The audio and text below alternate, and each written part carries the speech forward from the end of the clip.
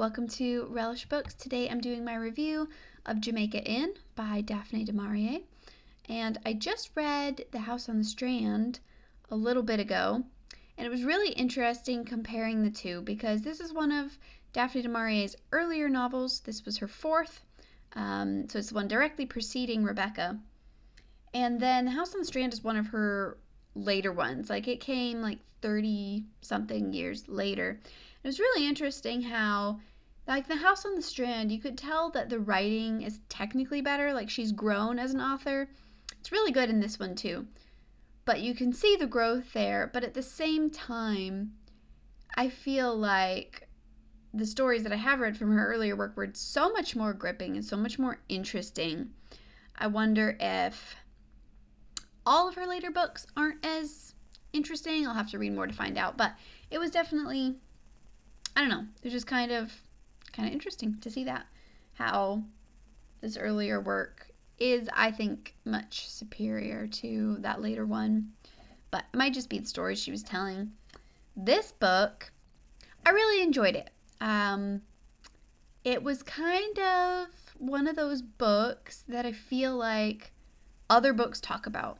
Like, it's kind of one of the stories that in Jane Austen's Northanger Abbey, she's kind of making a parody of and kind of, lovingly making fun of books like this. It's so dramatic. It's kind of like an adult fairy tale. It's a suspense story. It's kind of like mystery slash thriller. Really what I was feeling like reading it is that it's a really quality, like an older quality thriller. Like, if thrillers were written more like this today, I would be more into that genre. It was a lot of suspense, a lot of drama, and it was really fun.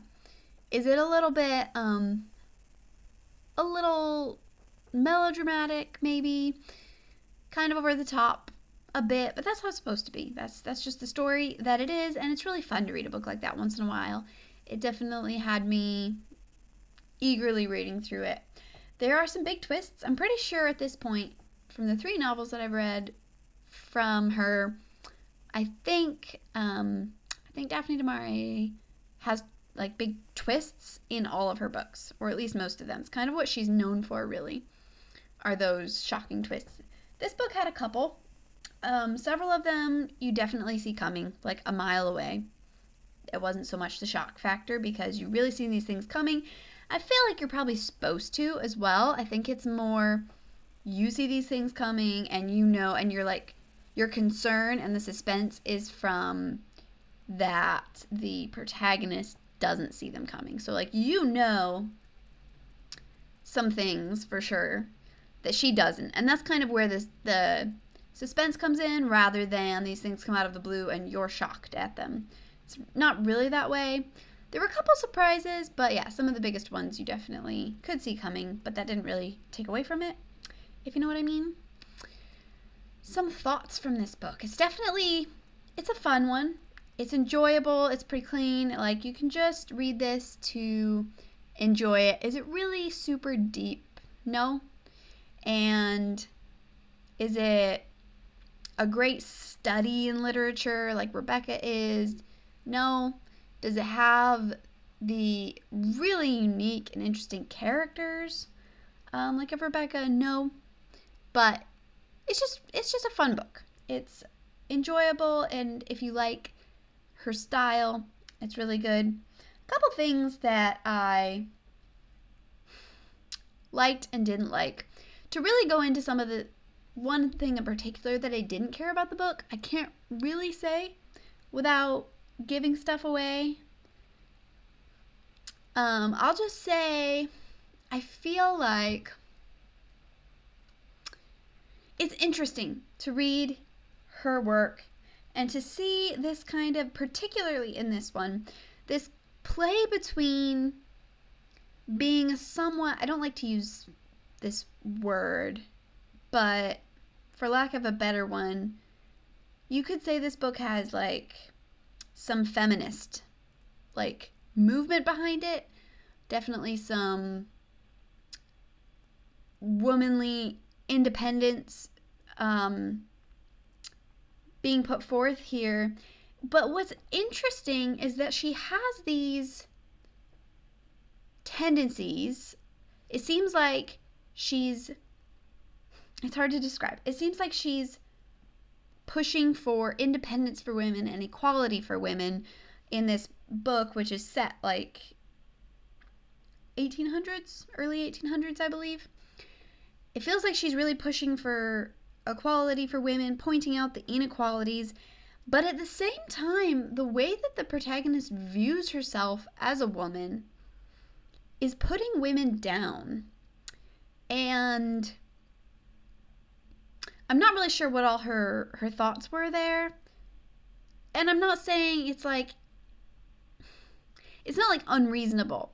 She has these times where she's super frustrated because she just doesn't have the physical strength that she would like to have. You know, she has Mary, the protagonist.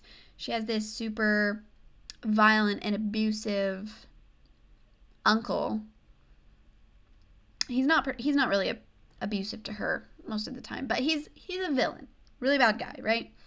And she wishes she had the physical ability to stand up to him. That totally makes sense. It's totally understandable. But the way she just is frustrated with being a woman and puts down women, particularly in the emotional area. Because she's frustrated that she doesn't have the physical strength that she would like. And that's realistic. It just is. Her uncle's like a really strong guy. He has all these rough friends. There's nothing she can do about it. She's physically not capable. And that's understandable that she's frustrated with that. But the way that she talks about women and kind of condemns women's emotion and women's tendencies to romance, I didn't care for. The way that she approached romance and that women will just fall in love with a man purely based on like physical attraction and natural inclination, and that this is like a weakness of women. There can be truth to that. Women can certainly be foolish. They can certainly make bad choices.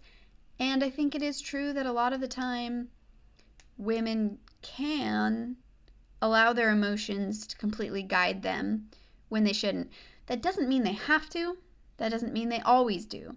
She kind of continually, like the main character and people around her, kind of talk down women and lump them into this, like women just can't help themselves and they are always going to make bad choices when it comes to romance and love. That's maybe not what she was fully saying. It's kind of the impression that I got, and to me it tarnished the romance of the book a little bit, because I was like, I can't be excited about something that you feel is wrong, that you don't want, that you're frustrated with yourself about, but it's like you just can't help having these feelings. So I didn't really like that. It ruined the romance a little bit.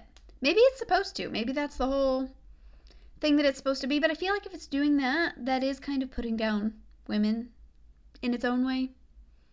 I don't know. I wasn't completely liking some of those feelings there. But other than that, I definitely enjoyed it. Mary is a pretty good character. I would have liked to see a little more development of her. We really aren't told that much about her. What we know about her comes to us through the experiences that she goes through, and I do like that. I like that you aren't just told a bunch of things about her, but I don't know. For all her courage, and she is very, very brave and very strong. For all of that, I would have liked to see a little more from her. I don't know exactly in what areas. It's kind of hard to say. She was just a little... For all her strength and courage, she felt a little shallow to me. But I don't know. It's hard for me to say exactly what areas I felt like were lacking. Something that I noticed too, and it reminded me of... I've actually only seen the show. I know I need to read the book, but it reminded me of Elizabeth Gaskell's North and South, in this in that story, if you're familiar with it, the main character is constantly looking back with longing at her old life and her old home. And the names of the like homes are similar as well, and that's partly what was reminding me. But Mary in the story looks back with such longing and love on her home when, like in North and South, that part of her story was something we didn't really see. It's kind of where it starts there. You're told, okay, she lived here up to this point, and now the story begins when she leaves. And so this longing, this deep longing for home in both stories really is a little bit hard to understand really and connect with, because that was part of their life that we didn't see. Our only experience with them is in these new surroundings. So when they're longing for home, they're having these deep feelings. I wasn't really sharing in those deep feelings in this story in particular. I wasn't really sharing with that deep connection she had to home and to her farm life and to the soil of her land, because that's something we hadn't really seen. And that's something that I felt like affected the ending a little bit for me. I think it would have been more meaningful if I had had more of a connection there. So those are some critiques, but honestly, I think it's really just supposed to be an exciting page turner of a book. And as that, it is good, and I would recommend it. So I'm not sure which Daphne du Maurier I will be reading next. I want to read all 19 of her novels, but since I haven't been going in any particular kind of chronological order, I'm thinking I will try to read one of her later ones again, because I'm curious to see if she like had a golden age where she was writing really good stuff and then her stories just kind of petered out towards the end and they're like still well written but not as exciting. So I want to read some more of her later stuff before maybe hopping back and reading more of her newer stuff. Anyway, those are my thoughts on Jamaica Inn. Thanks so much for watching. I'll see you next time. Bye.